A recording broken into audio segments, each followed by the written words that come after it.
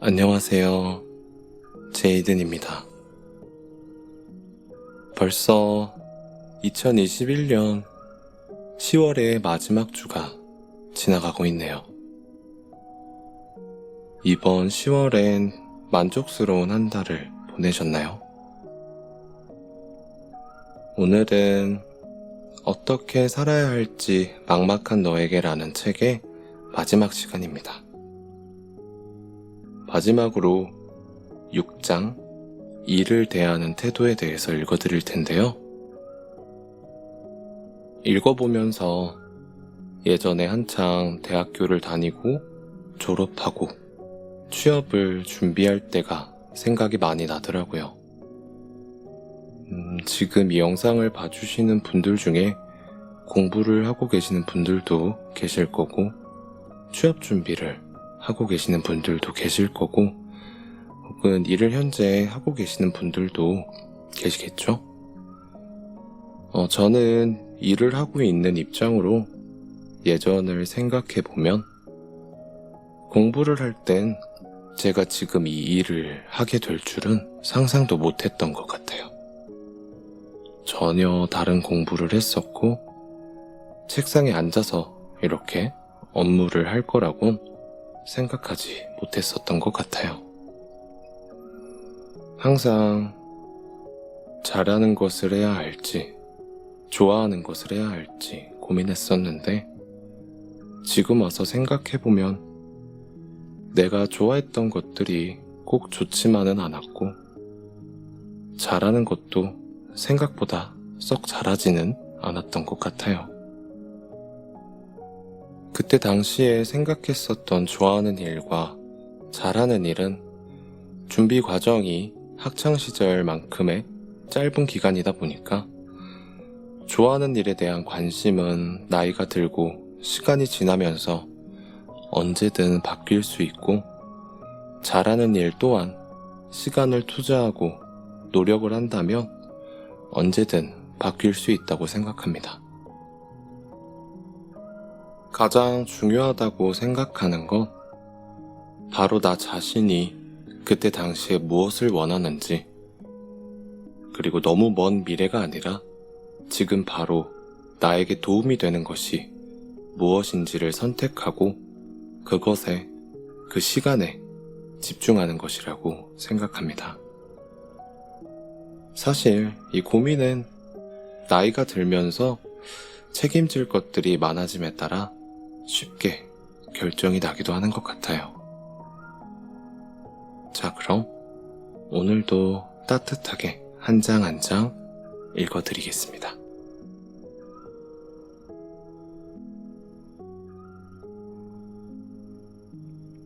(6장) 일을 대하는 태도. 유능한 사람이 되고 싶은 너에게. 35번째 편지. 일을 시작하기 전에 성공 확률을 계산하지 말 것. 멍화는 MIT에서 3년과 2년의 학사, 석사 통합과정을 신청했는데 아직 진로를 고민 중이다. 만약 학교에 계속 남아 교수가 되려면 박사 과정까지 들어야 하므로 학석사 통합과정을 따로 신청할 필요가 없고 또 한편으로는 박사 과정까지 다 마쳤는데 그때 가서 다른 일을 한다는 것도 효율이 떨어지는 일이다. 멍화는 이런 문제로 고민이 되는 모양이었다. 게다가 앞으로 무엇을 해야 할지 명확한 계획이 없고 잘못된 길을 선택했다가 시간을 낭비하는 건 아닌지 걱정하고 있었다. 멍화에게 최근 박사과정을 들어야 하는지에 관한 문제로 고민이 많은 것 같구나. 앞으로 2년을 어떻게 보내야 할지 결정하는 일이니 고민이 될 법도 해. 하지만 아빠는 너가 너무 많이 고민하지 말고 하고 싶은 일을 했으면 좋겠구나. 대학을 다니는 동안만큼은 너가 하고 싶은 일을 마음껏 해봐야 하거든. 요즘 사람들은 월급이나 명성에 따라 자신이 해야 할 일을 결정하는 것 같아. 계속 공부를 할지 말지를 결정하는 이유도 더 나은 직업을 갖기 위해서거나 2년이라도 먼저 돈을 벌기 위해서인 경우가 많아. 아주 소수의 사람만이 자신이 정말로 좋아서 하는 일을 하고 있지. 그런데 자기가 어떤 일을 정말로 좋아하는지 안 좋아하는지 알아보려면 젊었을 때 다양하게 시도해 봐야 해. 단순히 눈앞의 이익 때문에 평생 해야 할 일을 결정하는 것은 옳지 않단다. 20년 전 아빠가 미국에 오기 직전에 읽은 이야기가 있는데 지금까지도 잊히지 않는구나. 오늘 너에게 그 이야기를 들려줄게. 한 젊은이가 자신의 꿈을 찾아 집을 떠나기로 결심했어. 길을 떠나기 전에 그는 현자를 찾아가 조언을 구했지. 현자는 그에게 3통의 편지를 건네주며 말했어. 첫 번째 편지는 목적지에 도착하면 열어보고, 두 번째 편지는 절대 극복하지 못할 것 같은 난관을 만나면 열어보고, 세 번째 편지는 인생이 한가해지면 열어보라고 말이야. 젊은이는 편지를 들고 자신이 하고 싶은 일을 찾아 떠났어. 얼마 후 외국의 한 도시에 도착해서 첫 번째 편지를 열어보았어. 편지에는 이렇게 적혀 있었어. 앞으로 계속 걸어가 도전하세요. 그는 앞만 보고 걸어갔어. 하지만 그의 앞에는 여러 난관들이 기다리고 있었단다. 인생 경험이 많지 않으니 배움의 길도 순조롭지 않았지. 여러 번 실패도 경험했고 사람들의 비웃음을 사기도 했어. 그러다가 더는 버티기 힘든 순간이 왔어. 포기하고 싶은 마음이 간절했던 그때 현자의 편지가 생각이 났어. 두 번째 편지에는 이렇게 적혀 있었단다. 낙담하지 말고 계속 도전하세요. 그는 힘들었지만 한 걸음 한 걸음 앞으로 계속 걸어갔어. 그리고 마침 내 자신의 길을 찾았어. 몇 년 후 그는 성공한 유명 인사가 되었지. 젊은이는 더 이상 젊지 않았어. 그는 자신이 걸어온 길을 천천히 되돌아봤어. 그 길에는 성공의 기쁨도 있었지만 실패의 아픔도 있었지. 많은 것을 얻었지만 그만큼 대가도 컸어. 그는 자신이 맞는 길을 걸어온 건지 알 수가 없었어. 그러다 문득 현자의 편지가 생각이 났어. 그동안 너무 바쁘게 지내느라 그의 편지를 잊고 있었던 거야. 그는 수십 년 전 현자가 어떤 말을 남겼을까 궁금해하며 세 번째 편지를 열어보았어. 거기에는 이렇게 적혀 있었어. 이것이 당신의 운명이니 후회하지 마세요. 사실 아빠도 가끔 이런 생각을 해. 만약 내가 인생을 다시 살 수 있다면 지금과 똑같은 길을 선택했을까 하고 말이야. 이런 생각을 여러 번 해봤지만 늘 결말은 지금과 똑같았어. 물론 지금까지 살면서 얻은 것이 많은 만큼 잃은 것도 많지만 어떤 결과든 그대로 받아들여야 해. 현자의 세 번째 편지에 쓰여 있었던 내용이 바로 이런 거란다. 어떤 결정을 내리기 전에는 철저히 준비하고 심사숙고하는 것이 맞아. 하지만 일단 하기로 마음먹은 일이라면 망설이거나 주저함이 없어야 해. 많은 일을 달성하고 나서 돌이켜보면 사실 그 일을 시작할 당시의 성공 확률은 5% 정도거나 더 낮단다. 그러니 만약 어떤 일을 하기 전에 성공 확률을 따진다면 어떤 일도 시작할 수 없어. 노력하면 그래도 희망이 있지만 포기해버리면 희망은 영원히 사라진단다. 늘 건강하기를 바란다. 아빠로부터.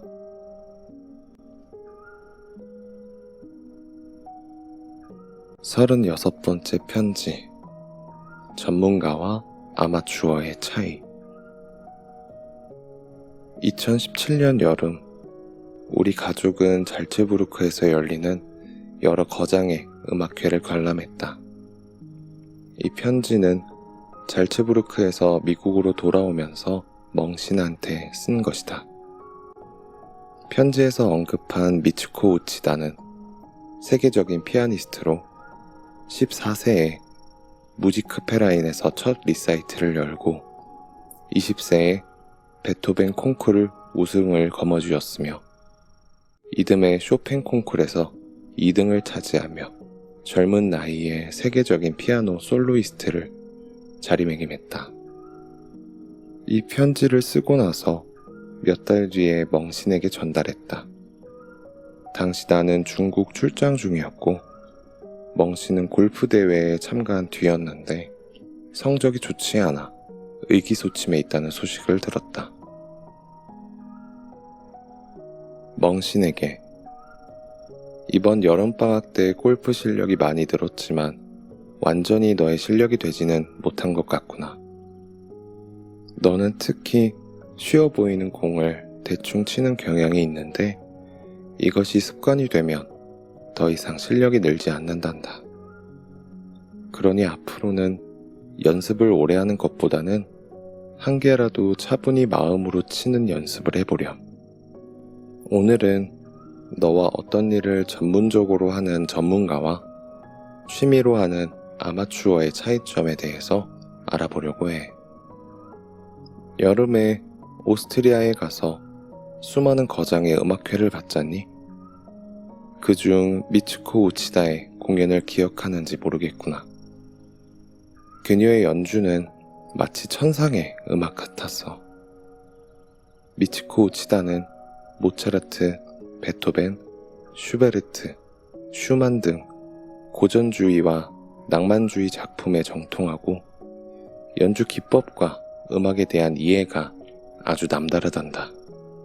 그날 그녀의 독주회에서 첫 번째로 연주한 곡은 피아노 소나타 16번이었는데 이 곡의 부제는 단순한 소나타라는 의미의 소나타 페스이야. 이 곡은 너가 2년 전에 피아노 시험 7급을 준비하면서 연습했을 정도로 쉽고 간단한 곡이란다.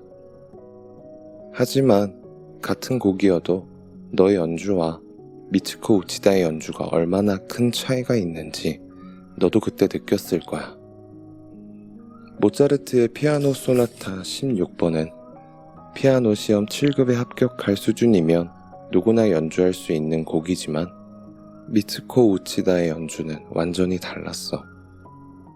마치 누구나 계란볶음밥을 만들 수는 있지만 인류 요리사의 맛과 보통 사람의 맛에 큰 차이가 있는 것과 같은 것이지. 이것이 바로 전문가와 아마추어의 차이란다. 물론 그녀가 선보인 슈만의 고난이도 소나타 역시 훌륭했어. 사람들 모두 홀린 듯 빠져들었지. 그러나 그날 그녀의 연주가 감명 깊었던 것은 누구나 쉽게 칠 수 있는 단순한 곡을 화려하고 감동적인 음악으로 바꾸어 놓았기 때문이야. 비싸고 좋은 식재료로 맛있는 음식을 만드는 것은 어렵지 않지만 보잘것없는 감자채로 훌륭한 요리를 만들어낸다는 것은 결코 쉬운 일이 아니야. 그러니 대가라고 하는 사람들은 어떤 일에서든 인류의 수준을 보여주는 사람들인 거야. 어떤 사람들은 너무 단순한 일은 자신의 수준에 맞지 않는다며 아예 하지 않으려고 해.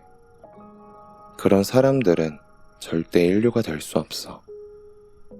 난이도에 상관없이 무슨 일이든 자유자재로 할 수 있는 것이 전문가란다. 그럼 이제 너의 골프 이야기로 돌아와 보자. 골프는 너가 좋아해서 하는 일이니 아빠는 너가 조금 더 노력했으면 좋겠구나. 너가 프로 선수가 될 생각은 없다는 거 알아. 하지만 취미라고 해도 한번 시작한 일은 제대로 해야 하지 않겠니? 이 과정에서 여러 가지 문제를 직면하겠지만 문제를 해결해 나가는 과정을 통해 너 역시 성장할 수 있단다. 골프에서 프로와 아마추어의 차이는 공을 얼마나 잘 치느냐가 아니야. 아마추어도 프로만큼 공을 잘 칠 수는 있지만 3개 중 한두 개는 나쁜 공이 나올 수 있다는 것이지. 공이 물에 빠지거나 공을 잃어버리는 실수를 만회하려면 몇 번을 더 쳐야 할 때도 있어. 당연히 성적이 좋지 않을 뿐만 아니라 안정적이지도 않아. 반면에 프로 선수들은 성적이 훨씬 안정적이야. 예전에 너의 코치 제프와 함께 필드에 나간 적이 있는데 몇 홀에서는 나도 제프 코치만큼 잘 칠 수 있었어. 하지만 그와 내가 다른 점은 그는 모든 홀을 다 잘 친다는 거야. 역시 US 오픈에 참가했던 프로 선수다웠지. 그가 골프를 잘 치는 또 다른 이유는 자신의 감정을 잘 조절하기 때문이야. 한번 공을 잘못 쳤다고 해서 상심해서 게임 전체를 망치지도 않고 잘 쳤다고 해서 의기양양하지도 않아. 아마추어 선수들은 공을 한번 잘못 치면 뒤에 계속 영향을 받고 공을 한번 잘 치면 어깨가 으쓱해서 그 다음부턴 신중함을 잃기도 해. 나도 그렇고 대부분의 아마추어 골퍼들이 이런 문제를 갖고 있단다. 너도 마찬가지야.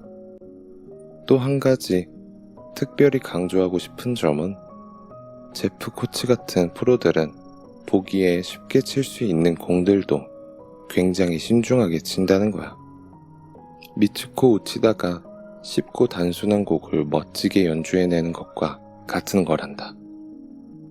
제프는 골프를 잘 치려면 수준에 맞는 레슨을 받는 것도 중요하지만 프로 선수들의 방식을 따라야 한다고 말했어. 즉 전문가 수준으로 연습을 해야 한다는 것이지.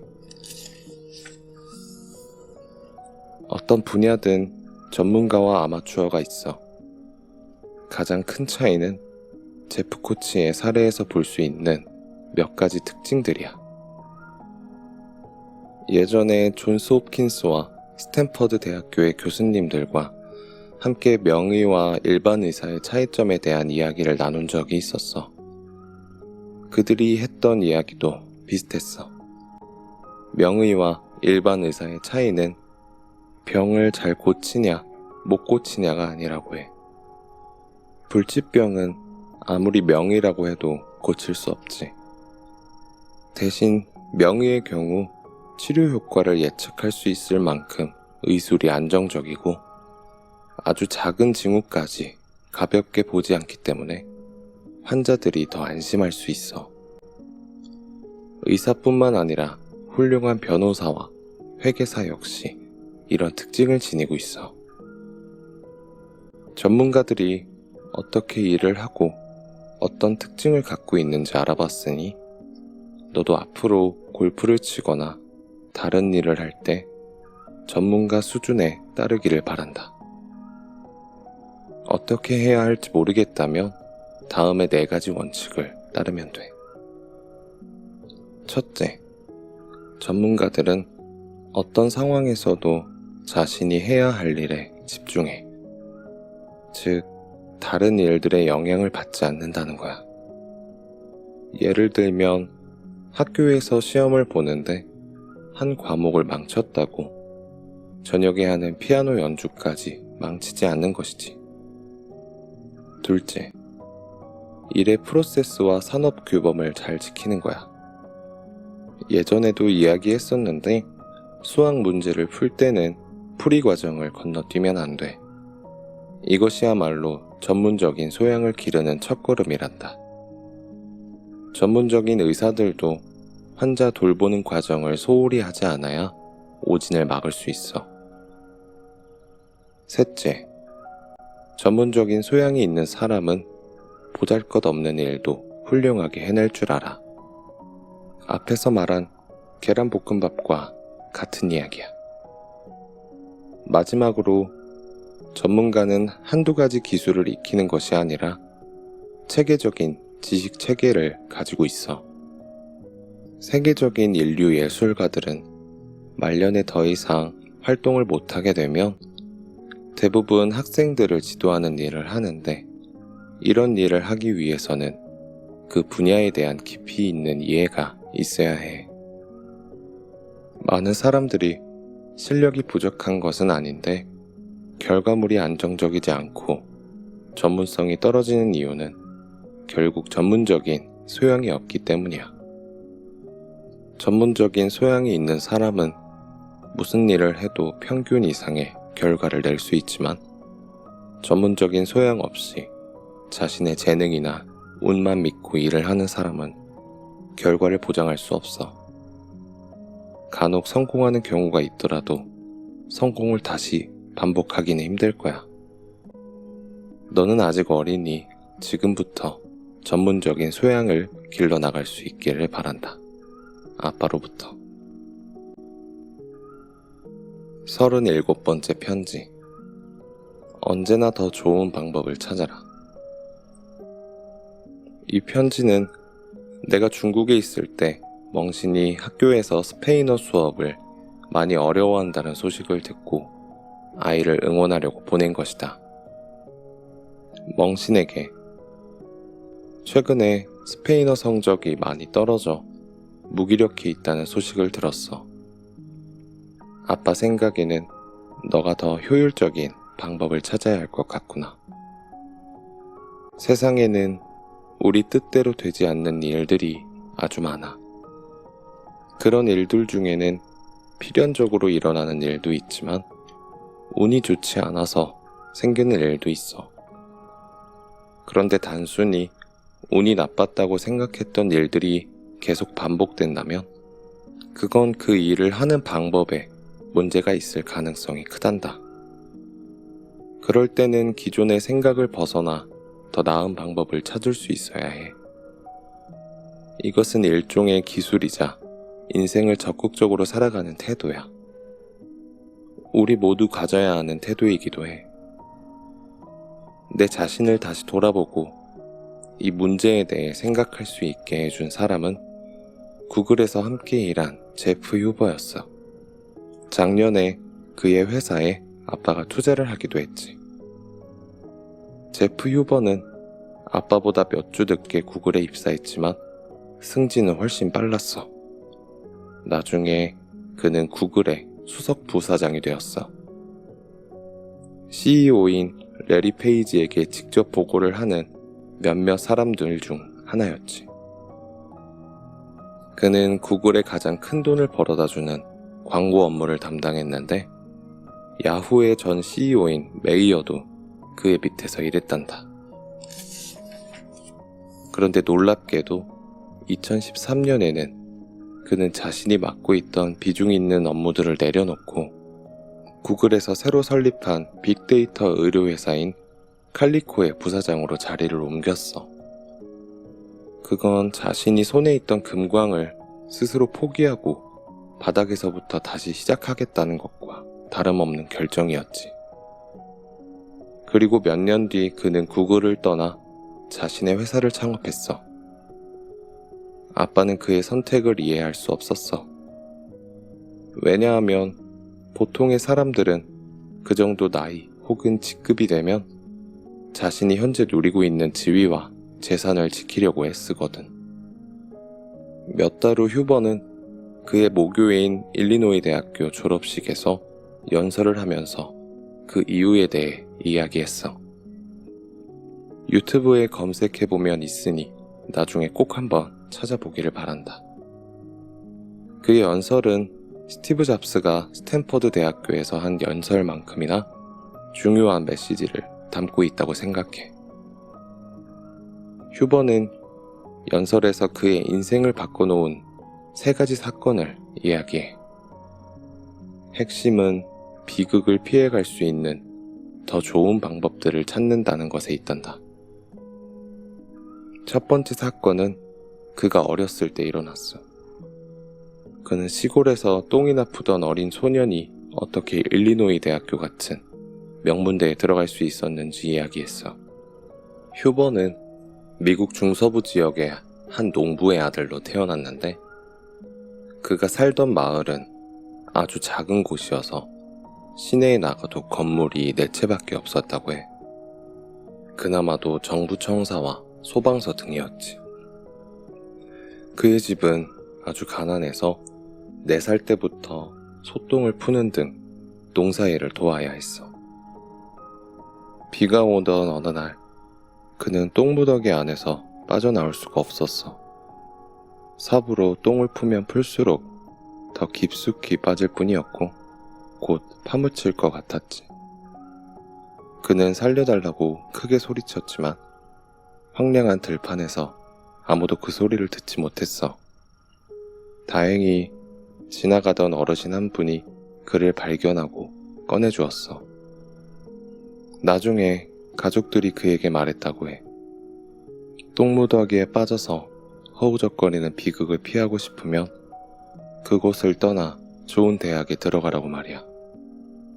그날 이후 그는 열심히 공부해서 일리노이 대학교에 합격했단다. 두 번째 사건은 구글에서 경험한 일이었어. 휴버는 연설에서 그 누구도 알지 못했던 한 가지 비밀을 털어놓았는데 그가 이베이에서 해고당했다는 거였어. 당시 우리는 이베이의 전 부사장이 우리 회사의 총책임자로 온다는 이야기만 들었지 그가 이전에 어떤 일을 했는지 아무도 몰랐어. 휴버가 이베이에서 처음 일할 때는 모든 게 순조로웠다고 해. 그러나 부사장이 된 후 문제가 생겼어. 그는 기술 전문가였고 다소 과격한 면이 있었기 때문에 직원들과 잦은 마찰과 논쟁이 있었고 그로 인해 결국 해고를 당했던 거야. 충격을 받은 휴버는 반년 정도 의기소침하게 지냈대. 그러던 어느 날 그의 아내가 말했어. 실리콘밸리에는 아직 기회가 많으니 더 나은 길을 찾아보라고 말이야. 휴버는 그렇게 아내의 도움으로 마음을 추스리고 구글에 입사할 수 있었다고 해. 세 번째 사건은 아내에 관한 이야기야. 몇 년 전 그의 아내가 암에 걸렸는데 암이라는 사실을 알았을 때는 이미 치료를 할 수 없는 단계였어. 아내는 결국 세상을 떠났고 휴버는 절망에 빠졌어. 사랑하는 아내가 없는데 사업을 하고 돈을 버는 것이 다 무슨 소용이겠어. 하지만 그는 하늘을 원망만 하고 있는 대신 자기가 할 수 있는 일을 찾았어. 휴버는 우리가 비극을 피하지 못하는 이유는 더 나은 방법을 찾지 못해서라고 생각했어. 만약 더 나은 방법이 있었다면 조기에 암을 발견해 아내를 살릴 수 있었을 테니까. 그래서 그는 모든 것을 내려놓고 구글의 칼리코로 간 거야. 그는 IT 기술을 통해 조기에 암을 진단하고 치료할 수 있는 방법을 연구했어. 이후 그는 세계에서 가장 큰 유전자 분석 장비 회사인 일루미나의 도움을 받아 친구인 켄 드라젠과 함께 그레이를 창업했지. 다빈치 코드를 읽었다면 그레일이라는 단어가 낯설지 않을 거야. 전설에 따르면 성배에 있는 물을 마시면 모든 병이 치유된다고 해. 회사가 하려는 일이 무엇인지 이름에서부터 확실히 드러나지. 그가 이렇게 회사를 차려 조기 암 검사를 연구하는 이유는 조기에 암을 발견하면 생존율이 말기에 발견했을 때보다 훨씬 높아지기 때문이야. 휴버는 인류가 암을 조기에 발견하지 못하는 이유는 과거의 방법이 잘못되었기 때문이라고 생각했어. 의술의 발전만 중요하다고 생각하고 IT 기술 발전의 성과는 간과한 셈이지. 그래 이래서 암을 찾아내는 방법은 과거 영상에만 의존해 찾아내는 방법과 사뭇 달라. 피를 뽑고 유전자 검사를 통해 그 사람의 몸속에 암세포가 존재하는지 확인한단다. 어떤 사람이든 몸속에 종양이 있으면 종양세포가 대사 후 혈액 속으로 들어가기 때문에 혈액 검사를 통해 종양이 있는지 판단할 수 있어. 이는 빅데이터와 인공지능을 이용한 것으로 기술적으로 큰 발전을 이룬 방법이라고 할 수 있지. 그레일은 이제 이 영역에서 최고로 권위 있는 기업이 되었고 빌 게이츠, 제프 베조스, 구글, 골드만삭스 등에서 투자를 받고 있어.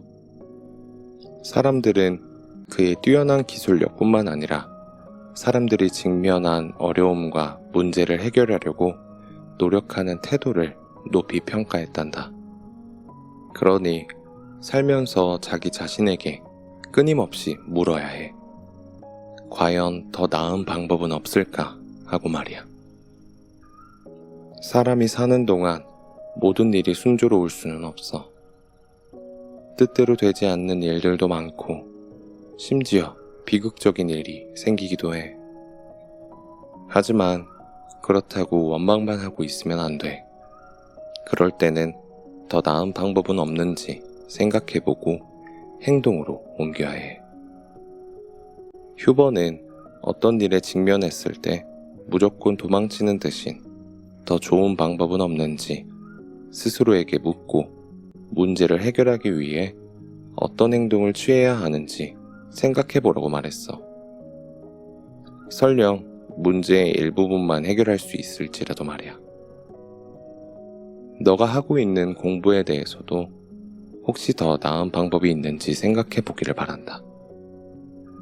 예를 들면 잘 이해가 되지 않는 내용은 수업이 끝나기 전에 선생님께 꼭 여쭤본다거나 수업 후에 다시 시간을 잡아 질문을 하는 거야. 매일 집에 와서 그날 선생님이 가르쳐준 내용들을 정리하거나 일요일에 다음 주에 배울 내용들을 미리 살펴본다면 수업을 따라가는데 큰 어려움이 없을 거야. 사람마다 자신에게 맞는 공부 방법이 다 달라. 그래서 어쩌면 아빠가 알려준 방법이 너에게는 잘 맞지 않을 수도 있어. 하지만 어쨌든 이렇게 문제 해결을 위해 더 나은 방법을 찾으려고 노력하다 보면 너에게 잘 맞는 효율적인 방법을 찾을 수 있을 거야. 더욱 중요한 건 너가 문제를 해결하기 위해 적극적인 태도를 가지려는 의지겠지. 학업에 진전이 있기를 바란다. 아빠로부터. 38번째 편지. 리더의 조건. 이 편지는 아내가 멍화에게 전달해줬으면 하는 내용을 담은 것이다. 아내는 멍화가 리더십을 조금 더 키웠으면 하는 바람이었다.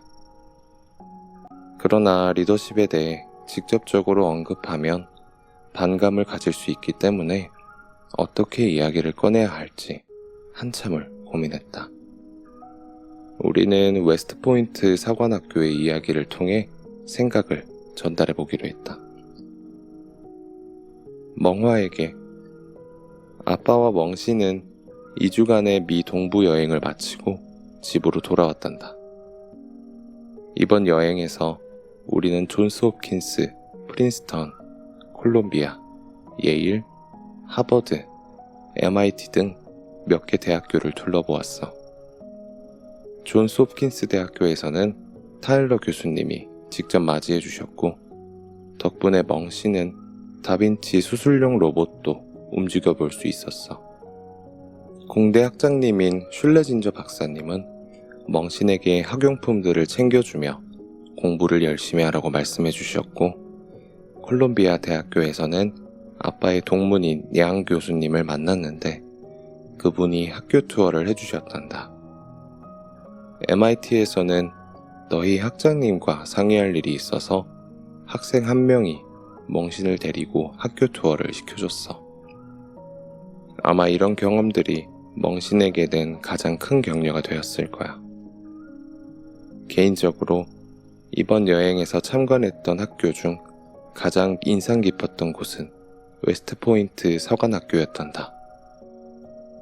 너희들은 웨스트포인트 서관학교보다는 미 육군서관학교라는 이름이 더 익숙할 거야. 이 학교를 참관하면서 우리는 많은 것을 깨달을 수 있었어. 오늘은 그 점들을 바탕으로 너와 리더십에 관한 이야기를 하려고 해. 웨스트포인트 서관학교는 합격률이 8% 정도야. 그중 70%는 고등학교 내내 성적이 상위 5% 안에 들던 학생들로 구성되어 있어. 흔히 사람들이 군인들은 체격만 건장하지 별로 똑똑하지 않을 거라 생각하는 것과는 완전 다르지. 매년 웨스트포인트 서관학교에 입학하는 1200명의 학생 중 90%는 고등학교 때 학교 운동팀 선수였고, 그 중에 3분의 2는 팀 주장을 한 친구들이야. 이 점은 그들이 리더십을 갖춘 학생들이라는 걸 보여줘. 실제로 서관학교 입학생 중 4분의 1은 고등학교 때 학생회장을 했거나 학년 대표를 했던 학생들이라고 하는구나. 웨스트포인트 서관학교의 수준을 보면 미국 장교들의 수준을 알 수 있는데, 그들은 모두 엄청난 잠재력을 가진 엘리트란다. 하지만 아무리 뛰어난 수재들이라고 해도 웨스트포인트 서관학교에서는 아무도 그들을 떠받들어 주지 않아. 서관학교에 입학하면 처음 3년 동안은 복종하는 법을 배워.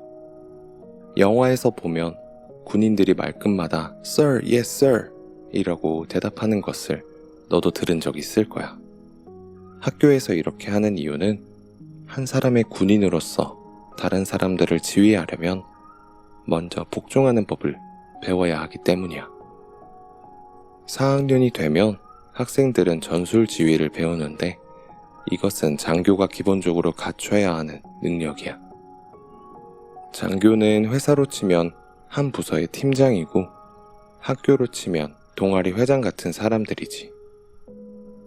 그들이 한 발 더 나아가 장군이 되려면 끊임없이 공부하고 리더십을 길러야 한단다. 구체적으로 이야기해보면 학사 장교, 즉 대대장이나 연대장 같은 직급에 오르려면 정기훈련 외에 전술학원에서 전략 공부를 해야 하고, 장군으로 진급하려면 워싱턴 국립전쟁대학교에서 군사동원을 공부해야 해. 하지만 웨스트포인트 서관학교에서 중요시하는 내용들은 이런 것들이 아니야. 웨스트포인트 서관학교에서 학생들에게 리더십을 교육하는 방식은 아주 인상적이었어. 아빠 역시 돌이켜 생각해보니 어떤 기관에서든 리더십을 기르려면 먼저 복종하는 법을 알아야 했어. 복종하는 법을 배우는 것이 왜 중요할까? 제멋대로이고 다른 사람의 말에 복종하기 싫어 하는 사람들은 뛰어난 인재가 될 수는 있어도 다른 사람과 함께 일하기는 어려워.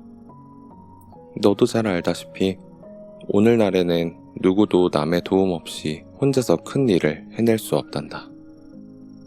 복종하는 법을 배워야 하는 또 다른 이유는 너에게 다른 사람들을 관리하는 권한이 쥐어지고, 그 사람들에게 어떤 임무를 맡길 때 너의 의도를 잘 전달하고 시행하기 위해서야. 다른 사람의 명령에 복종해 본 적이 없는 사람들은 그들의 마음을 이해할 수 없어. 오늘 너와 리더십에 대해서 이야기하려는 이유는 너가 중고등학교에 다닐 때 우리가 특별히 리더십을 길러주려고 애쓰지 않았기 때문이야. 다행히 대학교에 가서 여러 가지 일들을 앞장서 함으로써 많은 친구들로부터 신임과 인정을 받고 있다는 걸 알아. 이런 것 역시 리더십을 기르는 연습의 일부란다. 우리는 너가 대학을 다니는 동안 이 능력을 보강한다면 졸업 후에 더욱 많은 일을 할 수 있을 거라 생각해. 복종은 리더십을 기르는 첫 번째 단계야. 하지만 이것은 그야말로 첫 번째 단계일 뿐이야. 윗사람에게 복종할 줄만 아는 사람은 리더가 될 수 없거든. 두 번째 단계는 협력이야. 협력의 중요성은 이야기하지 않아도 잘 알 거야. 게다가 너는 예전부터 협력을 아주 잘하는 아이였기 때문에 이 부분에 대해서는 걱정하지 않는단다. 그래도 한 가지만 이야기하자면 너와 협력한 사람에 대해서는 모든 사람들 앞에서 그의 공헌을 인정해줘야 한다는 거야. 이 점은 아주 중요하단다. 그럼 그 사람은 비록 리더는 아니었지만 리더인 너의 명예와 이익을 함께 나눌 수 있으니 자신에게도 유익하다고 생각할 거야. 리더십을 기르는 세 번째 단계는 훌륭한 조수가 되는 거야. 아무리 능력이 뛰어난 사람이라고 해도 모든 일을 직접 다 할 수는 없어. 리더도 마찬가지야. 그래서 리더에게는 훌륭한 조수가 필요하단다. 흔히 사람들은 리더가 가진 권력을 부러워하면서 그들이 수행해야 하는 수많은 임무들을 간과하곤 해. 조직에서 리더는 조직의 일상적인 운영과 앞으로의 발전까지 책임져야 하는데 이것은 단순히 어떤 한 가지 임무만 훌륭히 해낸다고 할 수 있는 일은 아니야. 조수가 된다는 것은 일종의 학습 과정이야. 이 과정을 통해 종합적인 관리 능력을 키우며 나중에 훌륭한 리더가 될 수 있단다. 훌륭한 조수는 리더가 지시한 임무를 완수할 뿐만 아니라 중요한 시기에 능력을 발휘해 리더의 성공을 도울 수 있어야 해. 마지막으로 훌륭한 리더는 대부분 소통 능력이 뛰어나. 그들은 감정을 조절할 줄 알고 자신의 문제 때문에 남들에게 불만을 토로하지 않으며 선악에 대한 주관적인 판단 때문에 객관적인 원칙을 위배하지도 않는단다. 이제 막 집에 도착한 터라 할 일이 많다. 오늘은 여기까지 쓰도록 하마. 즐거운 여름방학 보내기를 바란다. 아빠로부터. 39번째 편지. 능동적인 태도로 일하라. 멍화는 여름방학 때 인턴 실습을 하기 위해 3개의 기업에 신청서를 제출했고 그중 아마존에서 회신이 왔다. 멍화는 아마존에서 온 이메일에 어떻게 답장을 써야 하는지, 인턴 실습을 할 때 주의사항은 무엇인지 물었다. 멍화에게 기말고사를 무사히 마쳤다니 다행이구나. 한 달 전쯤 너가 실리콘밸리에 있는 아마존 연구소에서 인턴 실습 기회를 얻었다는 소식을 들었어. 다시 한번 축하 인사를 전한다. 대학교 1학년 때 아마존처럼 지명도가 높은 회사에서 일을 한다는 건 결코 쉽지 않아. 이것은 너의 직장 생활의 중요한 출발점이기도 해. 그래서 오늘은 아빠가 과거의 경험을 바탕으로 그때 느꼈던 점과 깨달은 것들을 너에게 알려주려고 해. 먼저 아마존에서 제시한 조건이 나쁘지 않으면 이것저것 따지지 말고 제안을 받아들였으면 해.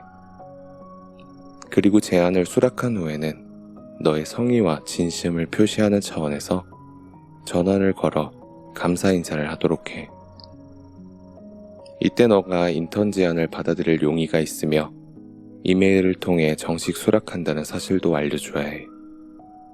미국에서는 직접 전화를 거는 것을 상투적인 이메일을 보내는 것보다 훨씬 좋게 본단다. 직접 전화통화를 하면 상대방과의 거리도 좁힐 수 있지. 우선 인사팀 직원과 앞으로 너가 일하게 될 회사의 사장님께 너의 결정에 대한 내용을 통지한 다음 면접관에게도 이메일을 보내 회사에서 제안이 왔으며 곧 수락할 것이라는 사실을 알려주면 좋아. 회사 생활을 하면서 이런 식의 의사소통과 교류는 매우 중요하단다.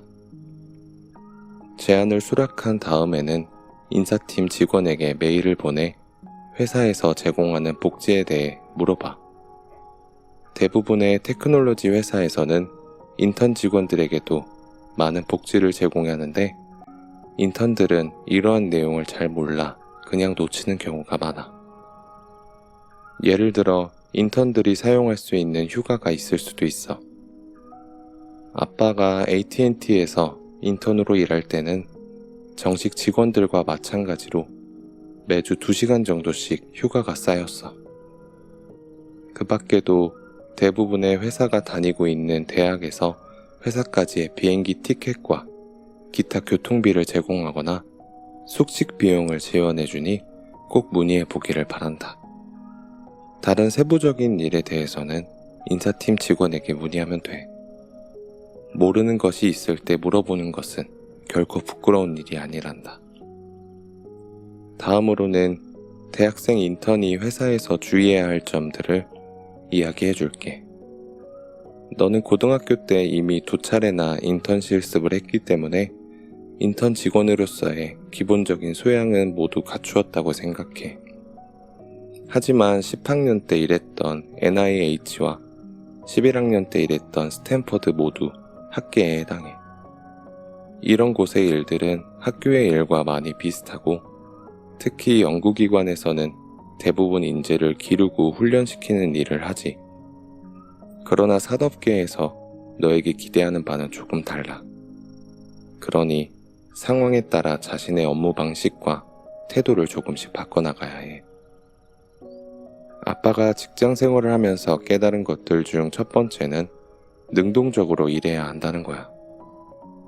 능동적으로 일한다는 것은 주어진 일을 일찍 마치고 상사에게 찾아가 새로운 일을 달라고 하는 것보다 훨씬 더 큰 의미가 있어. 학교의 일은 대부분 이미 정해져 있거나 교수님들이 정해주는 것이고 정해진 기한 안에 완성해야 해. 한편 회사에서는 너의 멘토가 어떤 과제를 내주면서 대략 기한을 정해줄 때도 있지만 그렇지 않은 경우도 있을 거야. 이처럼 기한을 명확히 정해주지 않은 경우에도 너의 멘토는 너가 그 일을 능동적으로 해내기를 바랄 거야. 능동적으로 해낸다는 건 자신의 생각과 계획을 가지고 일을 하고 멘토와 수시로 소통하면서 필요한 경우에는 다른 동료들의 피드백을 받는 것을 의미해. 학교와 달리 회사에서는 과제를 내주지도 않고 꼼꼼히 살펴봐주는 경우도 많지 않아. 대부분 하고 있는 일이 너무 많아서 바쁘기 때문이지. 그래서 무엇보다 능동적으로 일하는 것이 가장 중요하단다. 또 한 가지. 대학에서는 교수가 과제를 내줄 때 이미 답을 가지고 있는 경우가 많아. 과제를 내주는 건 문제를 해결하고 답을 얻는 과정을 연습시키기 위함이야. 그러나 회사에서는 내주는 과제에는 한 가지 답만 있는 것이 아니야. 너의 멘토도 가장 좋은 답이 어떤 것인지 모를 수도 있어. 이럴 때는 너가 직접 해보고 그에게 알려줘야 해. 그리고 이때는 모두가 다 알고 있는 답보다는 너의 생각을 이야기하는 것이 중요하단다. 능동적으로 일하기 위해서는 마음가짐의 변화도 필요해. 자신이 인턴 직원이 아니라 한 조직의 책임자라고 가정하는 거야. 비록 멘토가 내준 과제가 구멍을 메우는 것처럼 쉽고 단순한 일이라고 해도 너의 시야가 그곳에 국한되어서는 안 돼. 조금 더 시야를 넓혀 내가 이 프로젝트의 책임자라면 어떤 기능을 어떤 식으로 만들 텐데 라고 생각해 보는 거야. 이를 위해서는 먼저 하고 있는 일과 프로젝트 전체가 어떻게 연관되어 있는지 알아야 해. 그런 다음에는 단순히 상사가 내준 과제를 완성하는 데만 급급하지 말고 프로젝트 전체의 내용을 바탕으로 너만의 방식을 이용해 과제를 수행해야 해. 이것을 실천할 수 있다면 협력심을 키울 수 있을 뿐만 아니라 회사가 학교와 어떻게 다른지 이해하는 데 좋은 도움이 될 거야. 아빠로부터. 40번째 편지. 우선순위를 정하고 중요한 일을 먼저 해라. 멍화는 2016년 봄 학기 기말고사를 보기 전에 편지를 보내 여름방학 인턴 준비를 어떻게 하면 좋을지 물어봤다. 아울러 학기가 끝나고 인턴 실습이 시작되기 전 친구를 만나러 뉴욕에 들린다는 소식도 전했다. 멍화에게 시험이 끝나면 우선 이틀 푹 쉬기를 바란다. 그리고 만약 뉴욕에 간다면 뉴욕 현대미술관에 가서 아빠가 지난번에 이야기한 그림들을 직접 보는 것도 좋을 것 같구나. 전에 아마존에 갈 때 어떤 책을 가져가면 좋을지 물었지? 아빠 생각에는 아무것도 가져가지 않아도 될 것 같아. 만약 정말로 필요한 책이라면 회사에서 구매해 줄 테니 말이야. 여행을 할 거라면 최대한 가볍게 짐을 싸는 것이 좋을 거야. 지난번에는 시험을 앞두고 있어서 일에 대한 이야기를 자세히 못했구나. 오늘 그 이야기를 마저 하도록 하자. 먼저 이번 인턴 실습 기회를 충분히 활용할 수 있기를 바래. 대학생들이 인턴에 지원하는 이유는 지금 당장 어떤 과제를 해결하기 위해서라기보다 미래를 준비하기 위해서야. 그러니 회사에서 주어진 일을 열심히 하는 것도 중요하지만 이 기회에 세상에 대한 시야를 넓히는 것도 아주 중요하단다. 중국의 유명한 물리학자 첸산창은 프랑스 퀴리 연구소에서 일할 때 다른 사람들이 원하지 않는 일까지 혼자 도맡아 했다고 해. 덕분에 그는 연구소의 모든 일들을 상세히 이해할 수 있었어. 비록 대부분의 일이 당시 그의 연구와는 무관한 일이었지만 나중에 중국에 귀국해 원자력 연구소를 세우려고 할 때 많은 도움이 되었단다. 너의 인턴 실습도 마찬가지야. 아마존에서는 아마 여러 프로젝트가 진행 중일 테고 프로젝트마다 할 일이 아주 많을 거야. 그러니 너에게 주어진 과제 외에도 다양한 일들을 경험하고 공부해 보기를 바란다. 지금 당장은 아니더라도 훗날 아주 큰 도움이 될 거야. 물론 너에게 주어진 일이 너무 많아서 도저히 다른 일을 할 시간이 나지 않을 수도 있어. 그럴 때는 최소한 기술 강의라도 들어보렴. 연구개발을 중심으로 하는 회사나 연구소에는 매주 여러 가지 기술 강의가 있어. 시간이 된다면 꼭 들어보기를 바란다. 모든 내용을 다 이해할 수는 없겠지만 현재 업계에서 주목하고 있는 일들이 무엇인지, 어떤 문제에 직면해 있는지 등을 이해하는 데 도움이 될 거야. 이런 내용을 학교에서는 배우기 힘드니까 말이야. 인턴 실습을 하는 또 하나의 중요한 목적은 실무를 경험해보는 것이야. 산업계에서 일하는 것과 학계에서 일하는 것은 아주 큰 차이가 있어. 학계에서는 기존의 방법보다 1%라도 좋은 방법이 있으면 훌륭한 논문을 쓸 수 있어. 하지만 산업계에서 그 정도의 차이는 큰 의미가 없어.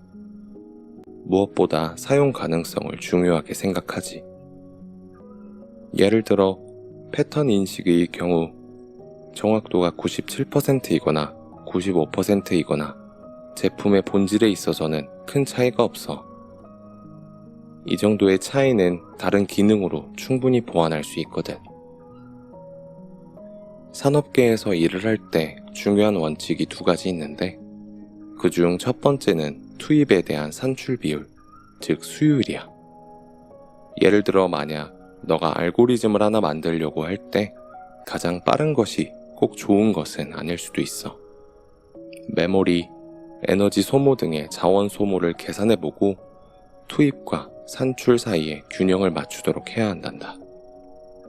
두 번째는 현재의 조건으로 문제를 해결해야 해.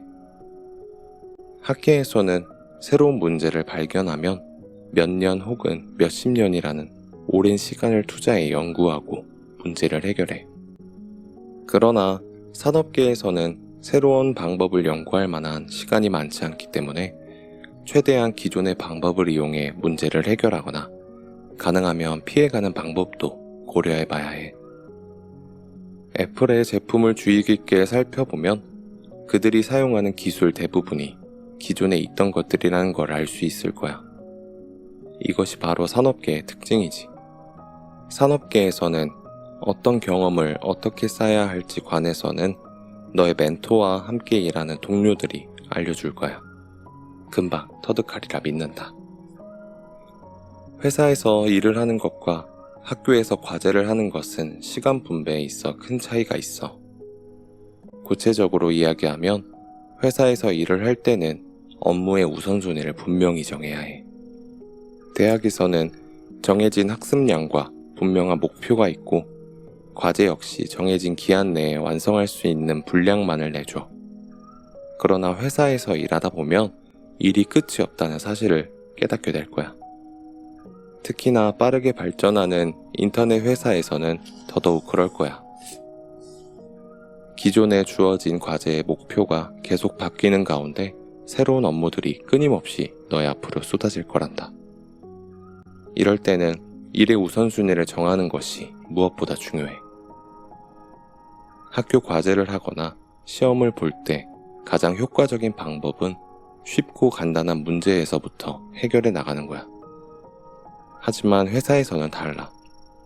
사실 해야 할 일을 모두 완성하는 것 자체가 불가능할 수도 있어. 그러니까 이럴 때는 가장 중요한 일을 먼저 해야 한단다.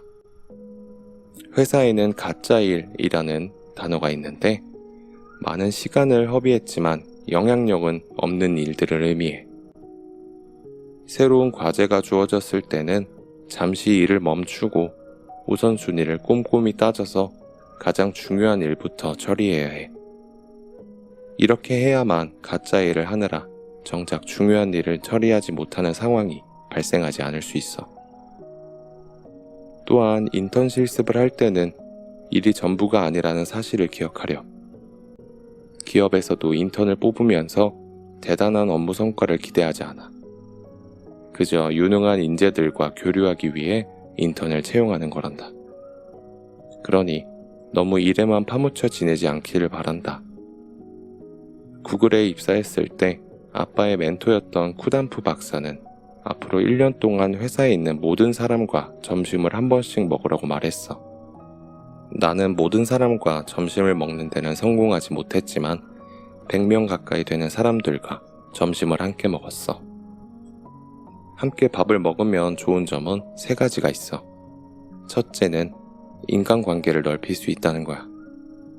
이렇게 사귄 사람들은 나중에 너가 사회에 나가 일을 할 때 큰 도움이 될 거란다. 두 번째는 편하게 대화하며 회사와 나아가 산업 전반의 상황을 이해할 수 있다는 거야. 회사 안팎으로 시야를 넓히는 데 도움이 되지. 그리고 마지막으로 3번째는 너의 소프트 파워를 기를 수 있다는 거야. 만약 일일이 교류할 시간이 없다면 여러 단체 활동에 적극적으로 참여해보렴. 너는 실리콘밸리 지역에서 자랐지만 너와 함께 인턴 실습을 하는 학생들은 그렇지 않을 수도 있어. 그러니 주말에 그 친구들을 데리고 실리콘밸리를 둘러보는 것도 좋을 것 같구나. 그러면 너도 다양한 친구들을 사귀는 데 도움이 될 거야.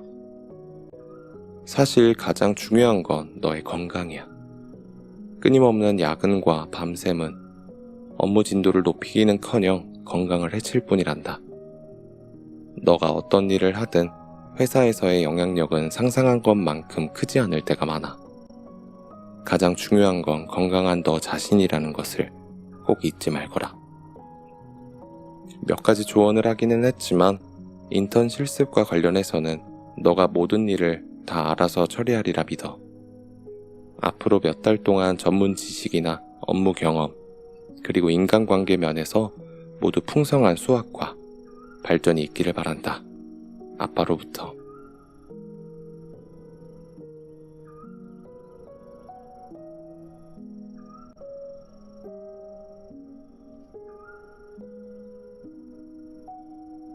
네, 오늘은 어떻게 살아야 할지 막막한 너에게 마지막 시간이었고요. 다음 책도 기대해 주시기 바랍니다. 오늘 하루도 고생 많으셨고요. 편안한 밤 되시기 바랍니다.